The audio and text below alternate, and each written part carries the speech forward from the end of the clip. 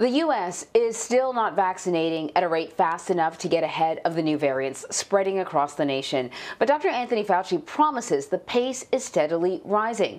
According to the CDC, more than 27 million Americans have now gotten at least one shot. And of the nearly 34 million vaccines administered, at least 6.4 have received their second dose and final dose.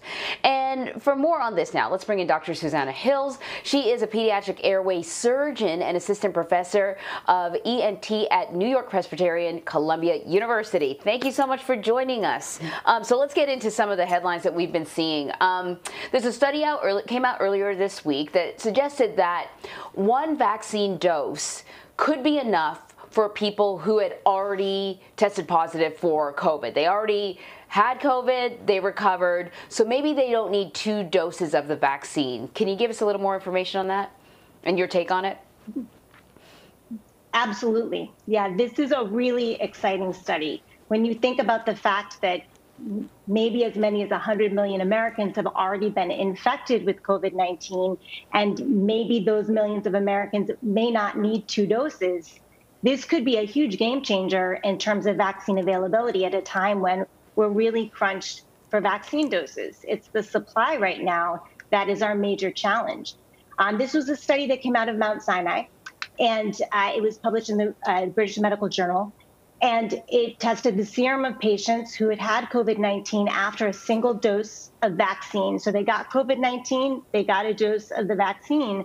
And what they found was their antibody response was comparable to, or maybe even better than folks who had received both doses of vaccine. So it's a really interesting study. What we don't know about this is how long or the durability of the immune response when the immune response is induced to getting COVID-19 or to getting the vaccine. So how long this added effect or this benefit from having had COVID-19 will last is yet to be determined, but really exciting possibly.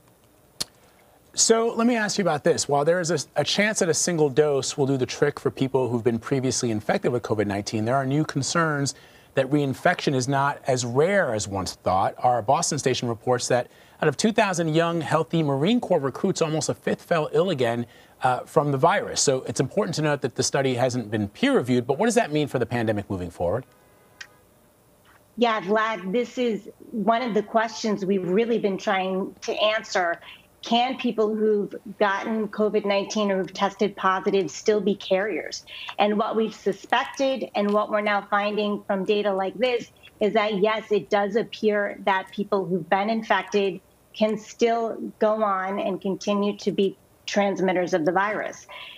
This group of Marine Corps was about 2,000 people, and their data is based on COVID testing, nasal swabs. And I think it just drives home the point that if you've had COVID-19, if you've been sick, that does not mean that you can't be spreading this virus. And it means that even people who've been sick with the disease, potentially people who've even been vaccinated are still transmitters. And everybody's got to absolutely commit. Everybody, no one is free from this commitment to wear masks and socially distance and wash hands and do all those public health measures that we know are going to be so critical in protecting our communities. So throughout this whole pandemic, sorry, go ahead. I'm sorry, my bad. I was going to say, throughout the pandemic, Doctor, we have noticed that, the UK has been a little further ahead of us when it came to approving vaccines. So now we're hearing more and more positive news about the AstraZeneca vaccine out of the UK, which is good, not only about its effectiveness to, protect us from the virus, but also its effectiveness when it comes to spreading the virus once you have received the vaccine. So that sounds good. But it doesn't look like this version of the vaccine is going to be approved here imminently. So why is it taking so long to get the approval here in the U.S.? Well, there's a very long approval process for every medication, every vaccine. They all have to travel through the FDA, and they're scrutinized really closely because, our first commitment before we administer any medication, including vaccines, is to make sure we're doing something that's safe. And that way, everybody who gets a vaccine can also know what they're getting is safe. So there's a vetting process in the UK. Vaccines also have to go through an additional vetting process here in the United States. And it looks like, as wonderful as this vaccine is, it may not be available here in the US until April. Fortunately, at the same time, we've got our vaccine from Johnson & Johnson that is very possibly going to be approved by the FDA later this month. So that also will be another single-dose option in our armament of tools that we could potentially be giving to people right now. I just want to again stress that, yes, the more vaccines we have, the better, absolutely, in order to get people covered and to get people protected from the virus.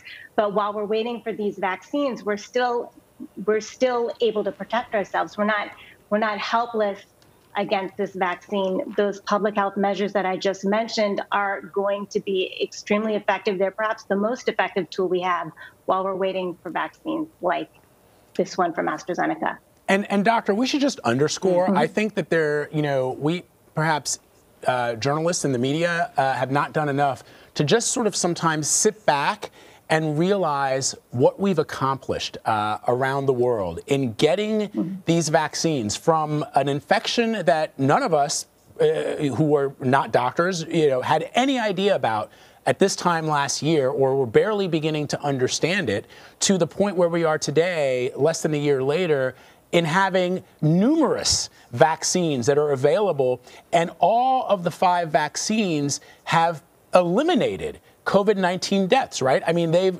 essentially, anybody who's received this vaccine has not died from COVID-19, and they've also drastically reduced hospitalizations. I mean, we should just sort of sit back and appreciate the scientific achievement the entire world has recognized or achieved, because I don't think we've ever seen anything like this in history.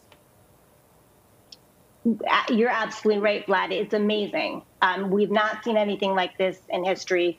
We've not seen a pandemic of this extent in modern times, certainly not in the United States, that's had this kind of devastating effect. And yet the response with developing all these vaccines has been astounding. And what an accomplishment for the scientific community.